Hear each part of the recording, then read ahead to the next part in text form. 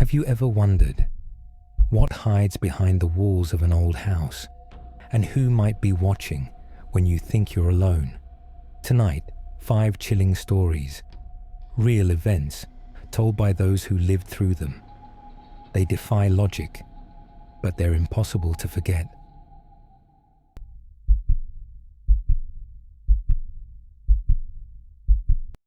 My husband and I bought an abandoned house. The price was unbelievably low. We thought we had struck gold.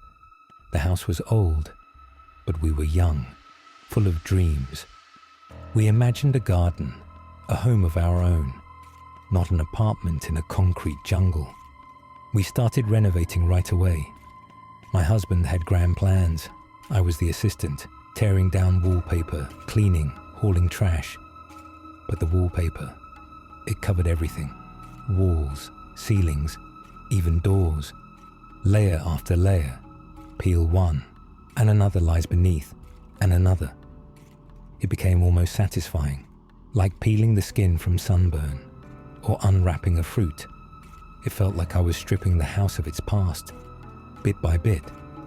Then, I began to notice something. Under each layer were names, dates, phone numbers, children's drawings. One day, I gave in to curiosity. I searched for a name and phone number I'd found on one strip and froze. The name was real. That person was listed as missing, and the date matched the one written on the wallpaper. I checked more names. Every one matched a missing person. Every date, their disappearance. We left the house that same night. Later, we gave everything to the police. Forensics came to investigate.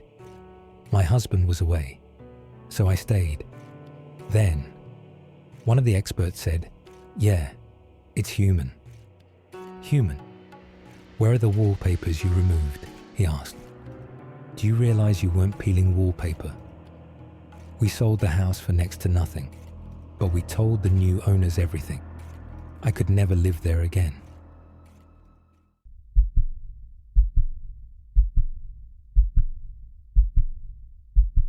This is a true story that happened in New Jersey. It even inspired a Netflix series. A family bought what they thought was their dream home.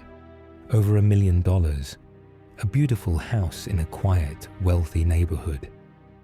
But only a few days after moving in, the letters began arriving. Disturbing, creepy, threatening. They were signed by someone who called himself the Watcher. He claimed he'd been watching the house for years, that his family had watched it for generations.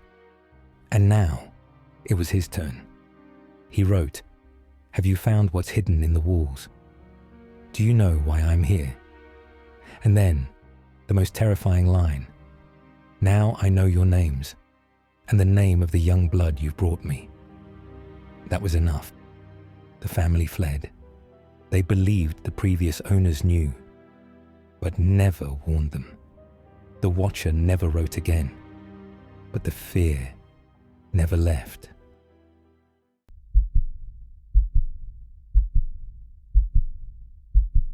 Our oldest son was about 4 when he started complaining about the wind in his room. Windows closed, doors shut, no breeze. And still, he said, "Mom, there's a draft in my room." We thought he was just being imaginative, trying to get attention maybe. Then our younger son moved into that room too.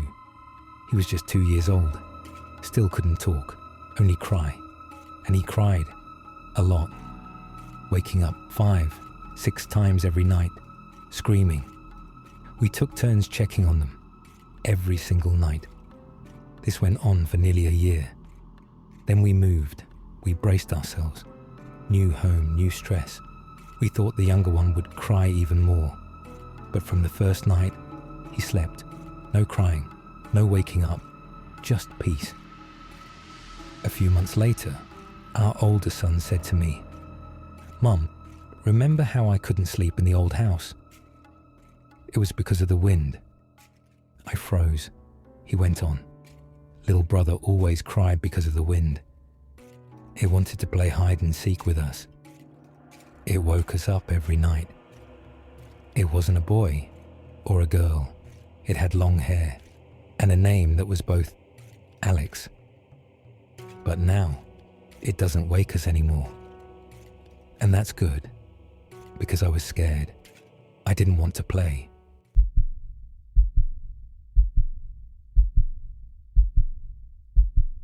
My great-grandfather's house was built in 1904, a two-story log home, strong, heavy, old-fashioned, and still standing.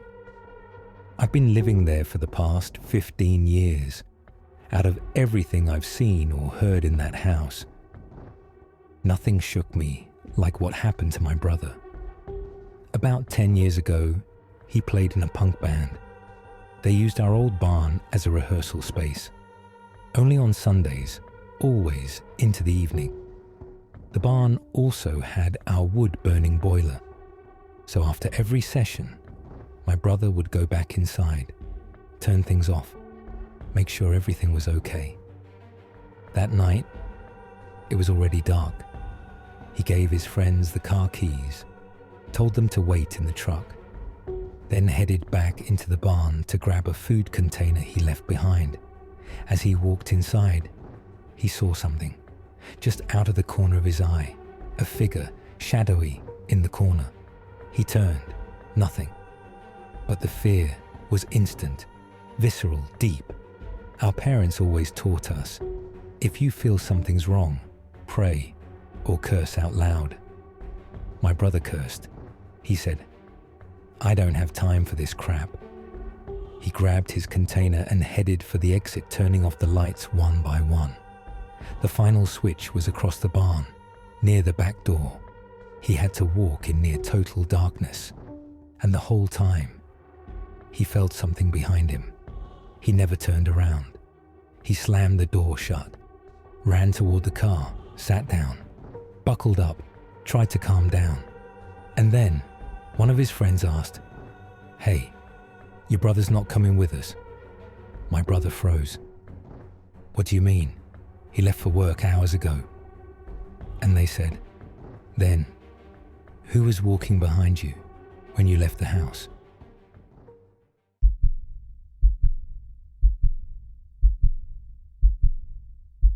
Back in school, my friends and I loved to play the saucer game. Everyone present would place a finger from each hand on an overturned saucer with an arrow drawn on it. The saucer would begin to slide across the large sheet of paper on which the alphabet was written clockwise. From the letters it pointed to, words and even full sentences could be formed. It happened during the holy night. We were just having fun, calling upon the spirits of famous people.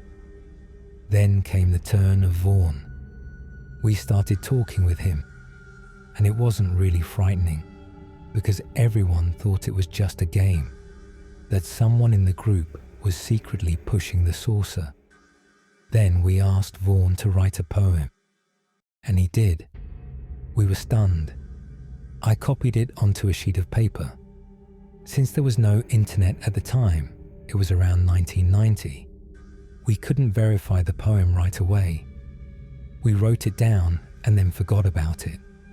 But even then, what shocked us was that none of the girls ever wrote poetry. Yet the saucer quickly spelled out a quatrain. While we were sitting there in disbelief, the saucer suddenly wrote, "Ha ha ha." We asked, "Who are you?" And it answered, "The devil." We screamed. The saucer flew off and shattered on the floor. We all jumped on the bed and sat there until morning, too afraid to sleep. You could see the fear on every face. After that, I never tried it again. But there is more. Several years later, I came across a long article in a newspaper about Vaughn, and in it were fragments of his poems, and that same quatrain the saucer had given us was printed in the article. I never memorized any of his poetry, and I'm certain the other girls hadn't either. So what does that mean? Did the spirit of Vaughan really come to us that night?